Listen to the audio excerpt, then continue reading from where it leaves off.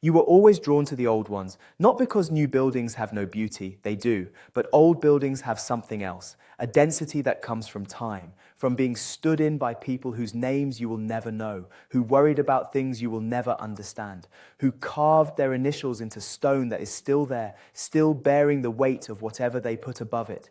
You grew up in the presence of this feeling without having words for it. The neighborhood church muffled the sound of traffic when you stepped inside. The train station made you feel like you were part of something that had been going on for a long time. You studied architecture because you wanted to understand what buildings were made of. You specialized in restoration because you wanted to be the person who kept the old ones standing. Most people, when you tell them what you do, say, "Oh, so you renovate old buildings?" And you say yes, essentially, because the full answer takes longer than the moment allows. The full answer is this: you are a forensic detective, a materials scientist, a historian, a structural diagnostician, a regulatory navigator, and a craftsperson's translator all at once. You begin every project the same way, by reading the building itself, not the plans, if plans even exist, but the way a crack runs and the color variation in a section of brick, the depth of patina on a stone surface that contradicts the official construction date by decades, the original square nails and the lime mortar softer than the stone it holds, which is why the building is still standing. Buildings talk, and you have spent years learning how to listen. What you see that nobody else sees is a history written across surfaces every day people walk past. A bricked-up window tells you the original use was something else. The ghost of a doorway in a different color reveals a renovation from 50 years ago. Decorative stonework, subtly inconsistent on one face, suggests a repair after a fire that history did not record. Most people walk past every day and hear nothing. Every decision you make on a federally or state-listed historic structure is governed by the Secretary of the Interior's Standards for the Treatment of Historic Properties. This is a document most architects never read. You have it memorized. The standards say, preserve what is there, repair what can be repaired, replace only what cannot. And when you replace, do it in a way that is distinguishable from the original. Honesty about what is old and what is new is itself a form of respect for the building's history. This sounds straightforward. It is rarely straightforward. When a section of 19th century terracotta ornamentation has failed and must be replaced, you cannot simply order a modern equivalent. You have to source or commission terracotta made to match the original's specific clay composition, firing temperature, and surface treatment.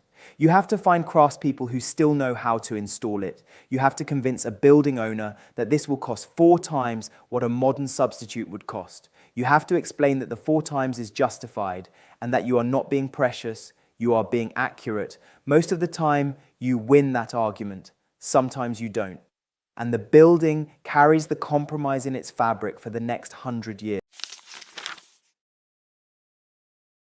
Nobody warns you about the discoveries. They are one of the defining features of this work, and they are not in any curriculum. You open a wall sealed in 1947 and find it full of newspapers used as insulation. You read the front page and you are suddenly in 1947. An unknown worker stuffed those papers into the wall and they have been there for 77 years. You are likely the first person to read them since the person who put them there. Sometimes the finds are a folded letter describing a journey and a hope that was never received. Sometimes they are painted over murals that turn out to be significant artworks. Sometimes they are an elegant structural system of hand-hewn timber that deserves months of documentation. Sometimes they are anonymous handprints pressed into soft plaster centuries old and still legible. A restored courthouse revealed a pressed tin ceiling hidden behind a 1960s drop ceiling, and it was perfect. The client paid over budget without hesitation because the discovery mattered more than cost. You do not choose this work for the money, but for the moments when a building shows you something. Here is what the job description does not say. Historic buildings are beautiful and frequently full of things that will hurt you. Asbestos is present in virtually every building constructed before 1980, and disturbance is often unavoidable. Every wall opening and removal of original materials requires asbestos assessment. Lead paint is universal in pre-1978 buildings and concentrated in the decorative surfaces we care about. Removing or disturbing historic paint layers requires technical precision and health protection. Structural instability is common, and a floor or ceiling can fail when disturbed during investigation. A floor safe with furniture may become unsafe when several people in protective gear carry equipment across it. A century-old ceiling that has stood may collapse from the vibration caused during investigation.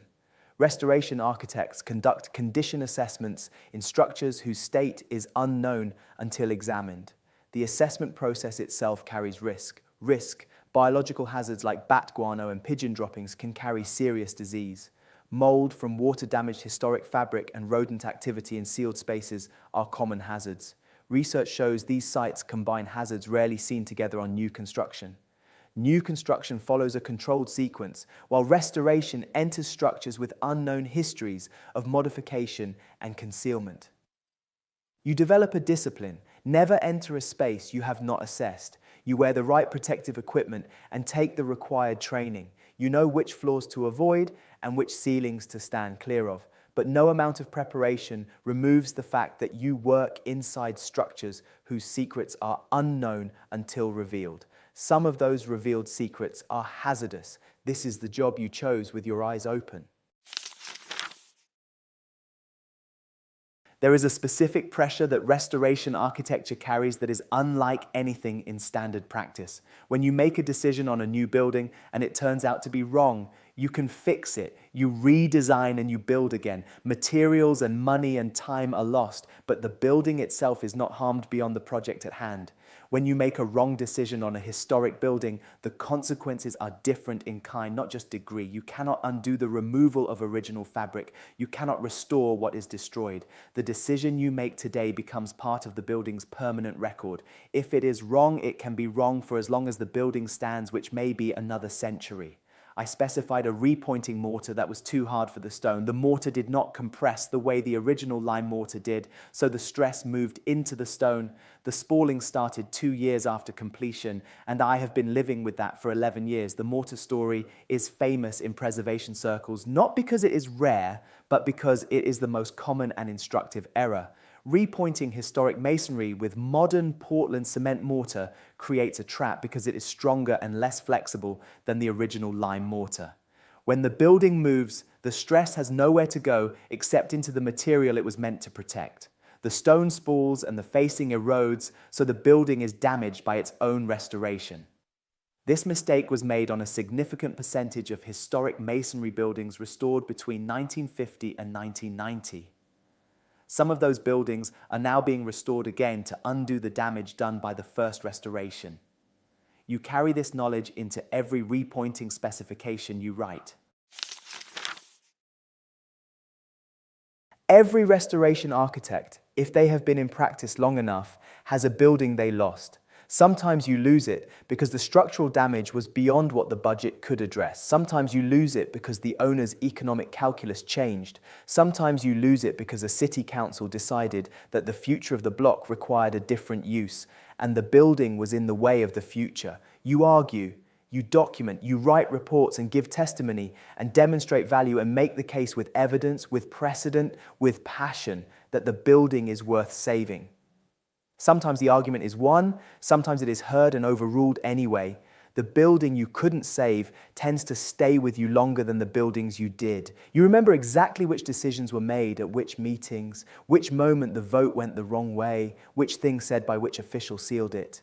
You carry a kind of inventory of lost buildings that nobody outside the field would understand and nobody inside it needs explained. It was a 1908 commercial building, 7 stories, the only remaining example of a particular regional variant of Chicago school construction in the entire city.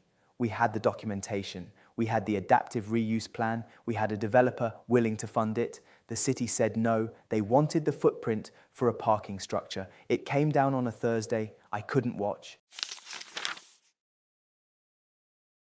There is a version of restoration architecture that exists in the popular imagination, and it is not entirely wrong. It involves beautiful old buildings, the thrill of discovery, a sense of connection to the past that most modern work does not offer.